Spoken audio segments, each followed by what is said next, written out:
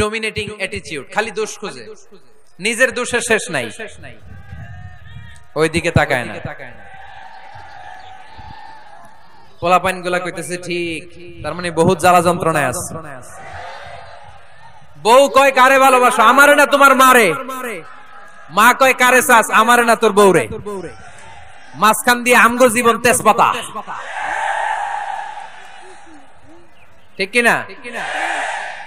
আল্লাহ তুমি ঘরগুলোতে সুখ দাও, আল্লাহ পরিবারগুলোতে শান্তি দাও, শাশুড়ি বৌমাকে মার মেয়ের মতো বানিয়ে দাও।